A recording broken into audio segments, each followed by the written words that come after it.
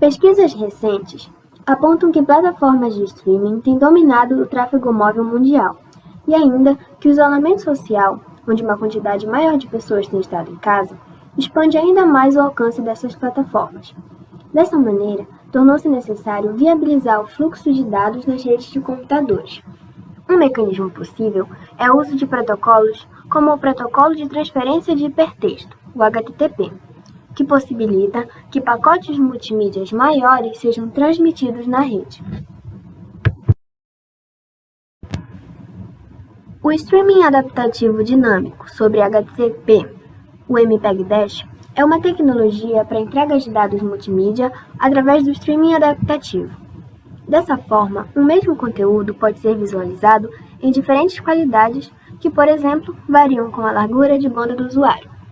Com o Dash, a partir de um arquivo de origem a ser distribuído, outros diferentes arquivos são gerados para atender às diferentes taxas de transmissão, possibilitando que os usuários experimentem trocas de fluxos de conteúdo automaticamente. O Dash aplica o bitrate de streaming adaptativo, que consiste em variar a taxa de bits e a qualidade do vídeo durante o streaming. A princípio, o arquivo original é dividido em segmentos que serão remontados no cliente. Um conjunto de segmentos é chamado de profile, e esses profiles possuem diferentes especificações de codec de áudio, vídeo, resolução, entre outros. E é através desses profiles que um arquivo vai atender aos diferentes dispositivos de usuário final, como smartphones, tablets, smart TVs, dependendo das mudanças na largura de banda e do estado de buffer no reprodutor. Os diferentes profiles são disponibilizados em um arquivo chamado manifest, e as características apresentadas pelo profile determinam a bitrate, taxa de bits, que impacta diretamente na qualidade do vídeo. Este funcionamento é ilustrado na figura ao lado. A proposta para o experimento do nosso trabalho foi a implementação de um servidor web básico, utilizando o Windows 10 como sistema operacional. O objetivo do servidor é para armazenar os arquivos de vídeo e áudio necessários para a transmissão do MPEG-10, juntamente com o arquivo de manifesto, que organiza como essa transmissão é feita. Ao introduzir um endereço de servidor no cliente de referência oficial do Dash-IF, pode ser feita então uma análise dos resultados obtidos. Agora eu irei falar sobre o método de implementação do servidor MPEG-10. Esse método foi dividido em 4 etapas, sendo elas preparação do ambiente, encoding, dashifying e a implementação do servidor em si. Primeiramente, é importante dizer que escolhemos o vídeo padrão dos repositórios oficiais do Dash-IF, do Dash Industry Forum, para fazer nossa experimentação. Então, esse vídeo é o que está na figura, uma animação de 10 minutos, no formato AVI e com som estéreo. A partir daí, vamos fazer algumas modificações com esse vídeo. A primeira etapa, a preparação do ambiente, tem alguns fatores necessários, alguns requisitos que são importantes serem instalados no computador que será realizado o experimento. A primeira coisa é o download do vídeo de entrada, o vídeo que eu acabei de citar. Após isso, são instalados 2 softwares de encoding de Dashifying, que são o FFmpeg e o JPEG. Esses softwares são conhecidos como encoders. E o que seria um encoder? Encoder ou codificador, é um software que ele gerencia o processo de encoding, que seria a formatação de arquivos multimídia que gera saídas de diferentes propriedades. Depois de instalar esses 2 softwares, é definida então uma variável de ambiente para o FFmpeg. Significa que, a partir dessa definição, podemos utilizar o FFmpeg no CMD do Windows. Ele passa a ser reconhecido como um comando existente para o PowerShell, para o CMD do Windows. Após isso, então, cria-se uma pasta específica para agrupar as saídas que serão geradas e assim vamos para a fase de encoding. No encoding, é usado o CMD do Windows, o prompt de comando do Windows 10, e é usado um comando cd para chegar ao diretório do vídeo de entrada, para assim gerar as saídas no mesmo diretório. Então são utilizados os comandos do FFmpeg para encodar, ou seja, gerar saídas com diferentes propriedades de áudio e vídeo. Essas propriedades podem ser bitrate, podem ser resolução, o nome da saída, o título do arquivo de saída e também a qualidade de áudio, se é o áudio que está sendo encodado. É importante dizer que o áudio é encodado separadamente no processo, pois nessa experimentação utilizamos apenas uma faixa distinta de áudio e várias faixas distintas de vídeo. Então fizemos várias cópias diferentes do vídeo, com diferentes propriedades, e geramos uma saída de áudio para ser anexada a qualquer uma dessas durante o processo de dash, da transmissão dash. Agora falando sobre o Dashify. O Dashify seria o processo de converter essas saídas para equivalentes compatíveis com o sistema Dash. Então, são geradas saídas compatíveis com Dash, além de um arquivo de manifesto, o manifest.mpd. Esse manifesto organiza o processo de transmissão Dash em diferentes perfis, sendo o perfil on-demand o perfil de escolha.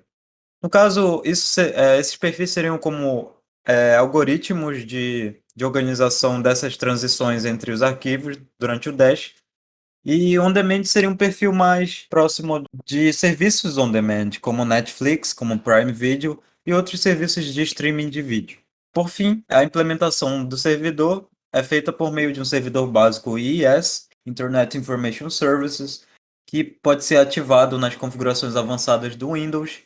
Então, os arquivos de saída e o manifesto, ou seja, todos os arquivos que foram usados, menos o arquivo de entrada, são armazenados no diretório do servidor, que possui um diretório próprio no disco local. Após isso, é ativado algumas configurações importantes: ativação do CORS, Cross Origin Resource Sharing, e a adição do tipo MIME para o Dash.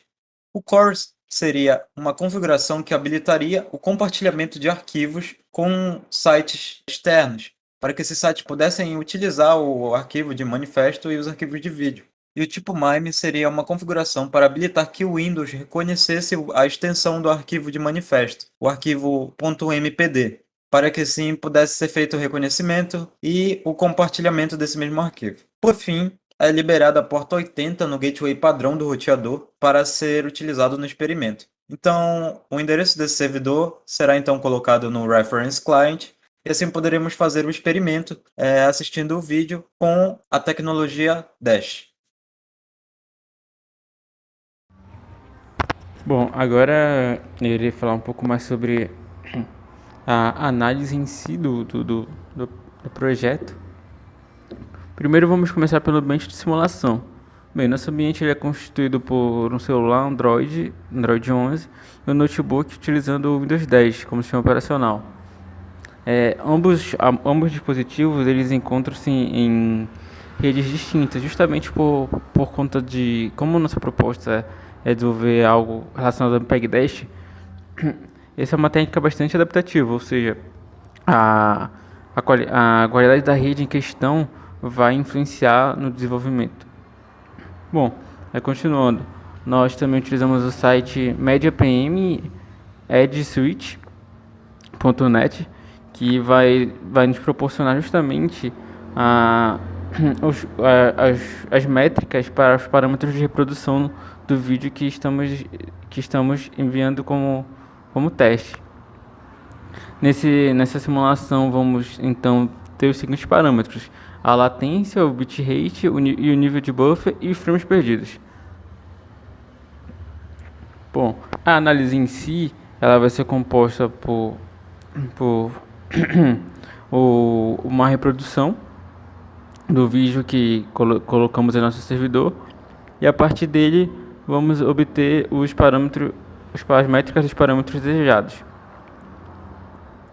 Bom, com a realização desse teste, podemos constatar que em ambos os casos, independente da rede e do aparelho, as condições iniciais de reprodução são as mesmas: uma baixa resolução ou pequenos travamentos, que é justamente por se tratar de um índice de reprodução, o nível dos parâmetros e o cliente Dash ele não vai estar adaptado, ele não vai estar familiarizado com os recursos necessários para a transmissão de tal vídeo.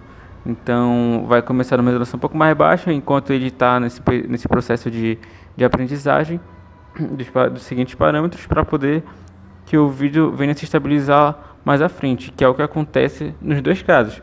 Porém, em um dos casos, essa estabilização ela ocorre de maneira mais rápida, ocorrendo assim também que seu bitrate ele aumente, ele varia um pouco mais e alcançando níveis maiores com o passar do tempo. Enquanto a outra, esse tempo de estabilização, ela demora um pouco mais, onde seu bitrate passa a ser até maior do que o seu nível de buffer, o que pode ocasionar alguns travamentos na reprodução do vídeo. Mas assim como a primeira, com o tempo, ela passa a se estabilizar. Vale ressaltar também que a latência ela vai ter um papel super importante, pois como é perceptível pelos gráficos, ela vai influenciar diretamente no nível de bitrate, ou seja, quanto maior a latência, o bitrate tende a ser menor, e quanto menor a latência, o bitrate tende a ser maior, e quanto mais bitrate, mais qualidade de reprodução. Vamos acompanhar agora um pequeno vídeo sobre a demonstração desse teste realizado no computador para a transmissão desse vídeo, que vai ser um vídeo um pouco mais explicativo, com os gráficos acontecendo em tempo real. Bom, agora eu vou mostrar um pequeno vídeo de como vai funcionar a implementação do nosso servidor na prática, onde nós utilizamos o site já mencionado anteriormente para fazer os testes dos parâmetros de reprodução do vídeo. Aqui é onde nós colocamos o nosso direcionamento para o nosso servidor, fazemos a requisição dos dados. Esse é o nosso hiperpool. E perdão. Aqui nós vamos medir, no caso, o nível de buff, a bitrate, o FPS e a latência relacionada à transmissão. Vamos começar. Como estava em pausa, há uma pequena instabilidade no início dos parâmetros, mas percebam que ocorreram pequenas perdas de pacote de frames e também um pequeno travamento. Isso normalmente é caracterizado por a baixa resolução do início de transmissão, tanto no YouTube como no Netflix, que é o período que o cliente Dash está ainda aprendendo todos os requisitos necessários para a transmissão do vídeo. Enquanto ele está nesse processo, a qualidade de transmissão é um pouco mais baixa. Mas como aqui para que a qualidade continue bastante similar, então a nossa transmissão sofre uma pequena queda, uma pequena pausa. Observamos aqui os parâmetros, que o nível de bitrate, que é esse amarelo, ele vai apresentar pequenas oscilações, que é justamente vai servir para alimentar o buffer, para que ele se mantenha estável, e ele estando estável, o buffer é o azul, e ele estando estável, essas variações de transmissão na hora da transmissão dos dados, elas vão ocorrer de maneira que não vai prejudicar a reprodução e não vão acontecer de maneiras abruptas também, onde isso pode se caracterizar como uma mudança de resolução ou possíveis travamentos. A latência, que é essa linha verde, ela vai estar diretamente ligada à nossa taxa de bitrate, visto que elas tendem a ter uma proporcionalidade inversa, que à medida que a latência for menor, o bitrate ele aumenta, mantendo assim também o nível de buffer estável. Vale notar que o nosso FPS ele contém uma perda constante, mas não afeta a transmissão como um todo. Bom, basicamente era isso nosso trabalho. Espero que vocês possam ter compreendido um pouco mais sobre o MPEG Dash e a implementação do nosso servidor. Obrigado. Bom, como conclusão, podemos perceber que a implementação do nosso servidor aconteceu de maneira bem sucedida, onde ele faz transmissão de maneira satisfatória via MPEG Dash, onde ele cobre todos os parâmetros necessários de variação de resolução, da bitrate, entre outros. Válido também ressaltar que essa técnica ela é bastante eficiente e adaptativa, visto que ela se adequa justamente à qualidade da rede ou da qualidade do hardware de cada usuário disponível no momento. E algo que chega a ser bastante exclusivo. E essa é a proposta do nosso projeto, trabalhar com uma técnica, uma tecnologia que possa ser acessível a vários usuários simultaneamente e que apesar de a produção poder ou não mudar de resolução, mas que todos possam ter acesso. E espero que vocês tenham entendido mais sobre o nosso projeto e quero agradecer desde já, tanto ao professor Cerqueira quanto aos meus colegas de projeto. E é isso.